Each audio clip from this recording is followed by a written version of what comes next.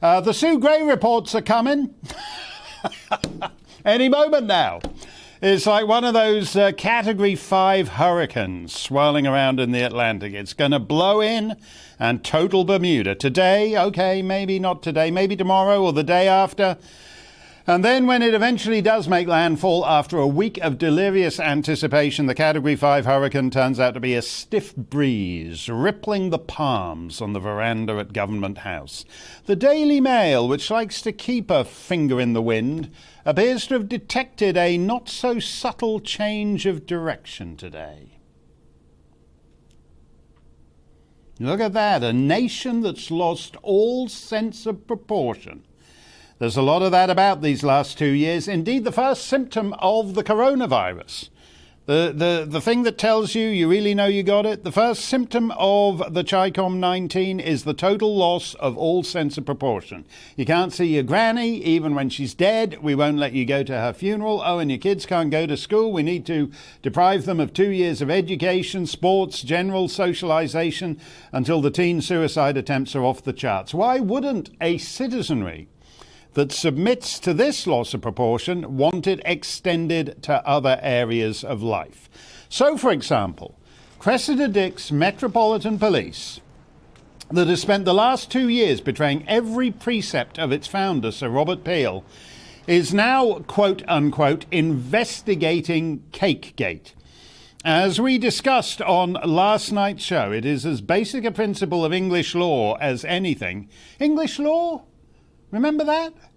It's as basic a principle that you have to lay a criminal complaint for a summary offence within 6 months of the crime occurring.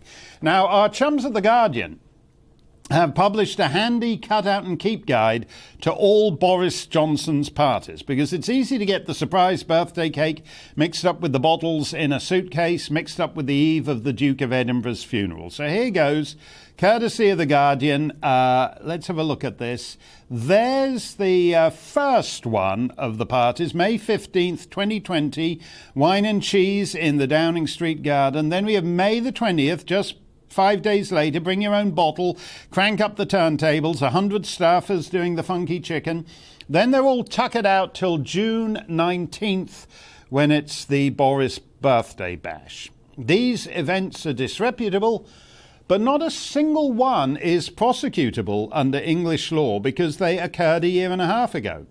So let's scroll down the Guardian list and come to the most recent party at the number 10 Swingers Club, April the 16th, 2021. That too cannot be charged as a crime. The 6 months have expired. So what exactly is Cressida Dick investigating? Parm Sandhu, former chief superintendent at the Metropolitan Police, said on yesterday's show that the Met do not launch investigations if there is no crime. Which is just as well, isn't it?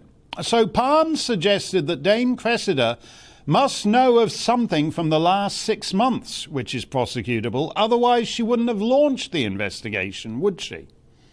I'd like to believe that, but. Setting aside the fact that this is a most malodorous constabulary, as we've discussed with Paul Gambaccini, to whom they eventually paid compensation for tormenting him without probable cause. Not enough compensation, by the way, nor to Lord Bramall, nor to many others. But setting the malodorousness of the Met aside, what is this crime from the last 6 months that Dame Cressida purports to be investigating? Why don't we know what it is? It's clear by now that Boris Johnson has no friends. So if he cracks open a can of lager and a packet of crisps within 200 yards of an intern, it'll be Bojo all-night rave headlines all over the papers. What crime are Cressida Dick's detectives investigating? As Brendan O'Neill writes in The Spectator, does anyone else feel uncomfortable with the idea of the police investigating the elected government, the unelected armed wing of the state poring over the antics of the executive wing, led by a man voted into power by 14 million of us? That's a good point from Mr. O'Neill. If policemen are investigating you, they'd better have a very good reason for believing you've committed a crime. Otherwise, you're living in what's the expression again? Oh yeah, a police state. Police state. Yesterday, I also wondered why Dame Cressida didn't investigate these parties within the deadline of 6 months. Because after all, she has one of her employees on the very doorstep of the scene of the crime 24/7.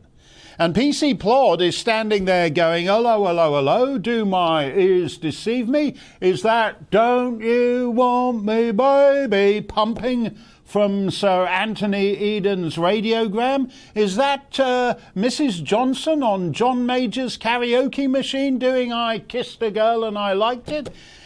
In the last 2 years, the United Kingdom has turned into East Germany. If 93-year-old Gladys Scroggins is having a sherry with 87-year-old Mabel Higginbottom in the garden of 37B Acacia Avenue, the rest of the street can't wait to get on the snitch line to the Stasi and turn them in to the COVID commissars. Yet the Downing Street debauchery passed the Met by. Here's a string quartet of family members, all family, string quartet, very talented musicians, being shut down by the peelers for playing Shostakovich in the garden of a London street. I see what you're doing, I'm fine with it, but I mean, the social gathering outside, it just keeps causing it to happen. I know, I'm not, I don't enjoy this part of the job. So enough with the Shostakovich. So Cressida Dick can hear Shostakovich's fourth string quartet all the way from Bayswater to Scotland Yard, but she can't hear YMCA and the Macarena and Blurred Lines from number 10. This is truly incredible. For 2 years, the police have been on the scene in moments. If you linger on a park bench 10 minutes too long, if you go to a Costa too far from your home to purchase your takeaway macchiato, if you walk your dogs in the wilds of the Peak District National Park, the Derbyshire Constabulary will have their drones on you and nothing flat. If you arrange a pseudo-birthday party for your beau with life-size cardboard cutouts in lieu of his actual friends, as Lisa Chenguiz did for Steve Varsano in Park Lane, take a look at this. This is great. A birthday party of cardboard cutouts. Look at that. It's fantastic. If Boris Johnson had just had cardboard cutouts for staffers, he wouldn't be in this mess. But somebody on the top deck of a London double-decker bus saw that scene through the window, reported it to the Metropolitan Police, and Cressida Dick's crack coppers got word of it. They were there in minutes, and they shut down a party of cardboard cutouts. And yet we are now expected to believe that the only parties in London that escaped her contemporaneous attention were in an obscure, quiet cul-de-sac off Whitehall that nobody pays any attention to. Britain, the land where everything is policed except crime, as you'll know if you've been stabbed recently. So I repeat, if Cressida Dick has declared Downing Street to be public enemy number 10, what is the crime she's investigating? And given the police's regrettable tendency to leak to friendly media, as they did with, say, Cliff Richard, why isn't this crime all over the front page of The Guardian, prompting our chums over there to update their Cakegate timeline?